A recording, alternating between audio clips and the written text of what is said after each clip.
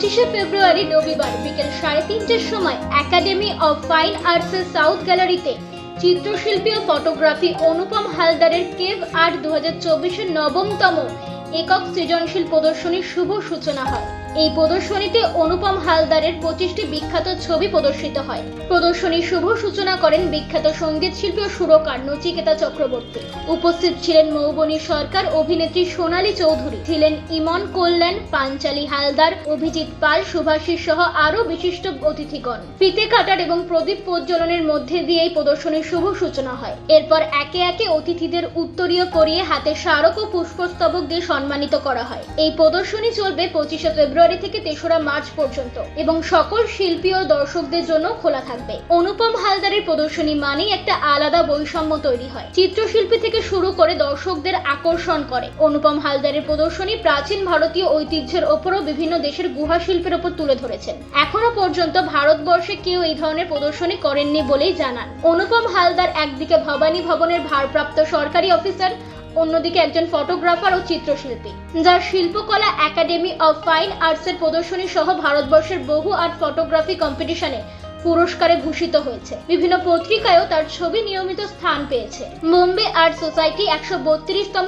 জাতীয় আর্ট প্রদর্শনীতে আমন্ত্রিত হয়েছেন। ললিত কলা একাডেমি নিউ দিল্লি 63তম জাতীয় আর্ট প্রদর্শনীতে আমন্ত্রিত হয়েছে। সংক্ষিপ্ত বক্তৃতার মধ্যে দিয়ে অতিথিরা বলেন, একজন উচ্চ পদস্থ অফিসার কাজ সামনে যেভাবে এই চিত্রশিল্পীকে ধরে রেখেছে তা সত্যি প্রশংসনীয়। তাই তারা ওনাকে কুর্নিশ জানান ও তিনি যাতে আরো এগিয়ে যান এই কামনাও করেন তারা। অন্যদিকে ফটোগ্রাফি শিল্পী অনুপম হালদার বলেন, তিনি সকলকে কৃতজ্ঞতা জানান তার ডাকে সবাই সাড়া দিয়ে উপস্থিত হয়েছে এবং তার অনুষ্ঠানকে আলোকিত করেছেন। তিনি আরো বলেন, কোনো কিছুই তার একার দ্বারা সম্ভব নয়। সবাই সহযোগিতা না করলে তিনি আজ এই জায়গায় আসতে পারতেন না। তিনি কৃতজ্ঞতা জানান প্রিয়জনদের এবং সমস্ত মিডিয়া যারা তার প্রদর্শনীকে বিভিন্নভাবে সবার সামনে তুলে ধরার চেষ্টা করেছেন।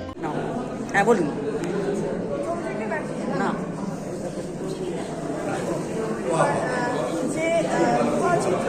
যেগুলো বাংলা স্থাপত্য যেগুলো আমরা দেখছি সেগুলো দীর্ঘদিন আগে সন্ন্যাসীরা করেছিলেন। অনেক পরিশ্রম করে তাদের হাতে সেগুলো আসার সময়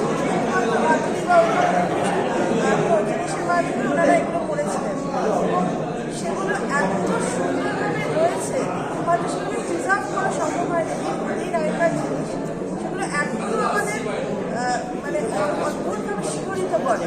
যখন আমরা এই গুহাগুলোর মধ্যে ঢুকে দেখি এক এক করে, সারা শরীরে একটা শিহরণ আছে।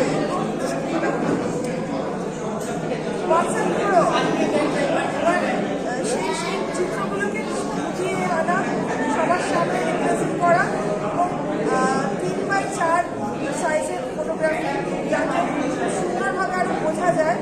জার্নিটা সবাই এনজয় করে।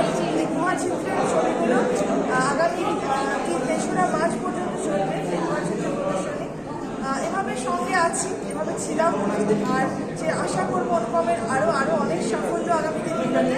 এর মধ্যে একটা খুশির খবর আমাদের সবার জন্য, জাহাঙ্গীর আর্ট গ্যালারি মুম্বাই ওনারা অনুপমের 4টে এরকম গুহা চিত্রকে সিলেক্ট করেছেন ওনাদের অ্যানুয়াল এক্সিবিশনের জন্য।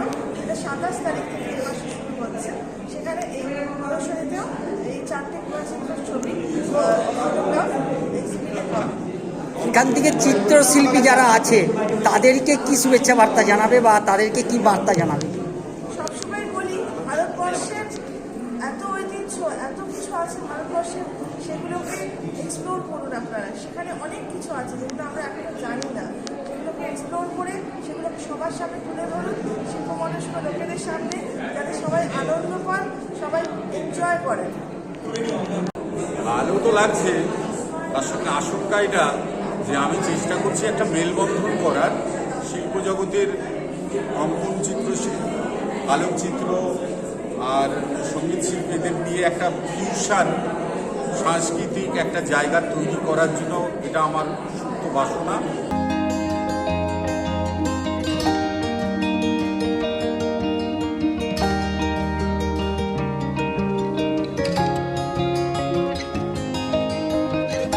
কলকাতা থেকে সমরেশ রায়ের রিপোর্ট, ইউ বাংলা টিভি।